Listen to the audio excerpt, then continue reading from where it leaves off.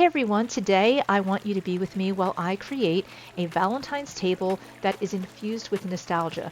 I'm going to tell you why this matters and how it can help you to not only be more intentional in your spending, but also feel better about Valentine's Day, whether you are single or in a relationship.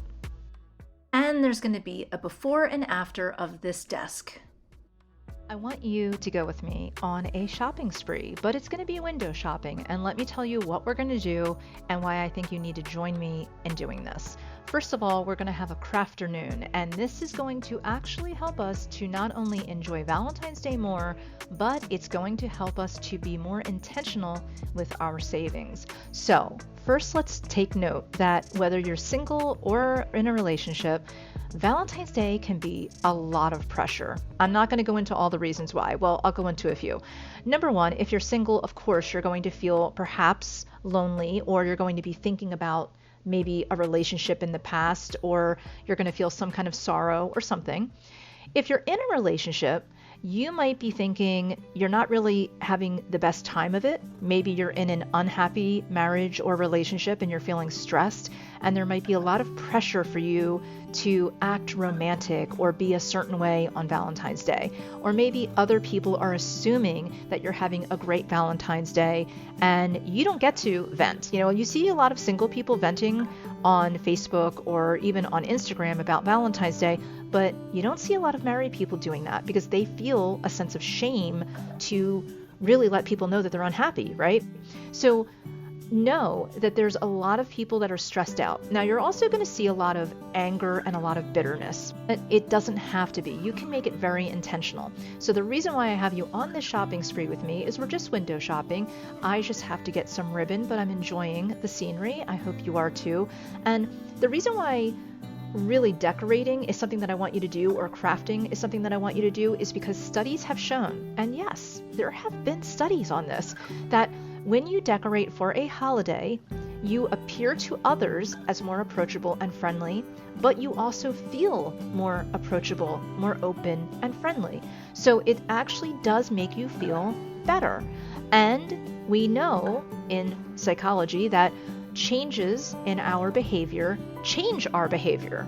And those behavioral changes often create changes in feelings. So if we keep that in a little circle, going spiraling up perhaps, then we are going to feel better and better, rather than spiraling down and feeling lonely like a victim, angry, bitter, which is going to make us very vulnerable. Vulnerable people are less intentional with their spending, even with their saving, even long term. So if you're having a vulnerable moment today and you don't get a hold of it, it can actually make you overshop in a week or two. So things crop up when it comes to finance, because finance is directly connected to often our self-worth.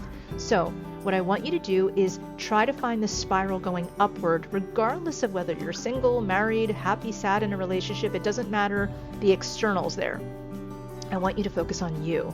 So grab some things that are around the house, or maybe even packed away, that have anything to do with something that you're passionate about. For me, I have been collecting antique and vintage Valentine cards for a while, and I also printed out some music sheets.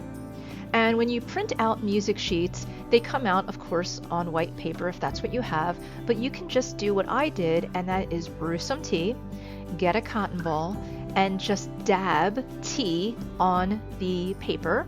And once you do that, let it dry, and it will have a vintage look to it the next day. Roll them up and tie them with some Valentine ribbon and put them in a vase. There are so many ways that you can decorate for the holiday without it being about romance with another person or even pressure to be romantic. So doing these things for yourself can be really beautiful. Another thing that I did was I just situated some things that I have collected over the years, even things that my children had given me way back many years ago, and I just decorated with them. And some of those items are just from the dollar store.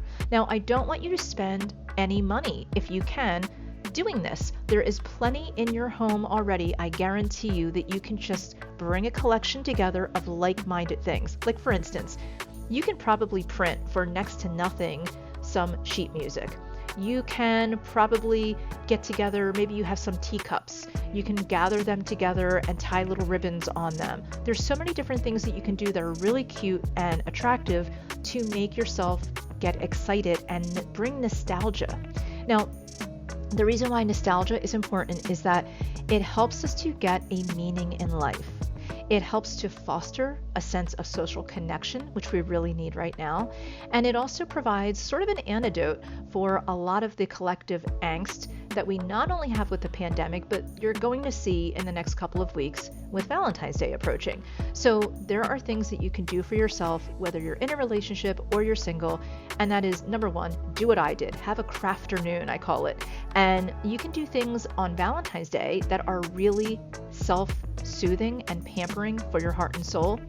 Maybe some chocolate dipped strawberries that you make for yourself, and watch a really good Netflix or Amazon Prime movie binge or series binge. And you can take some time now and create perhaps a heartfelt letter to a specific person, but schedule it for Valentine's morning or for Valentine's Eve. And you can do a couple of those a day, and maybe by Valentine's Day you have all of your friends and family that you really love and honor, and you can have those emails sent out to them. It would be a beautiful and fun way to show love to others that is honoring who they are, not what they can give you. And that helps you to be more passionate about your life, and it helps to infuse meaning not only in your life, but knowing that you're helping them feel better as well. So there's a lot of different things that we can do, feel better on Valentine's Day, and to be more intentional with our spending, so that when we are intentionally spending, which is going to be less spending, we're not impulsive, we're not in depression, we're not feeling that we are less than or a victim, we're not feeling too vulnerable that might instigate some subconscious emotions that are going to cause us to impulsively spend, which is going to feel great in the moment. Don't get me wrong. That impulsive spending is like a high, but you may regret it later. So it's better to not be unintentional, but to be intentional, not be reactive with our spending, but be very focused. This is all a way that we can show ourselves self-love and self-value by not throwing our money around as if what we earn or what we have doesn't matter.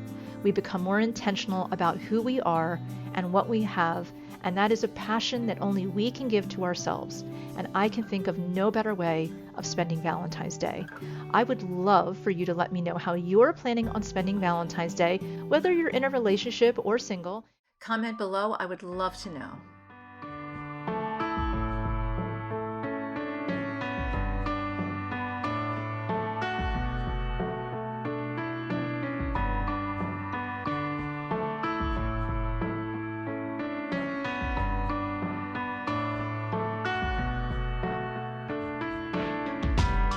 Like the fire in a cheetah,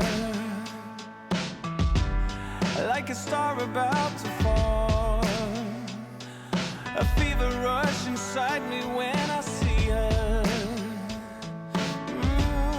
I'm a dice to roll, and I can feel my heart skip a beat or two. I don't know how to breathe, I don't know how to breathe, and I can feel within I am black and blue.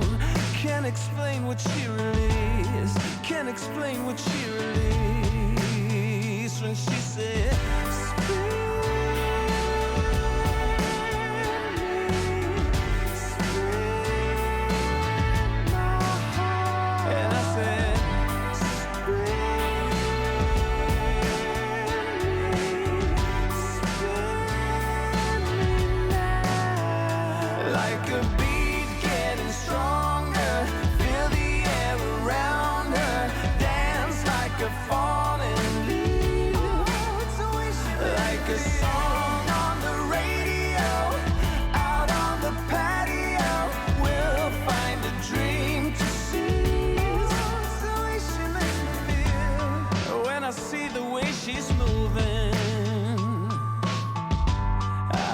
feel it to my bones, like a shiver, oh, the image of our fusion. In a moment we stole.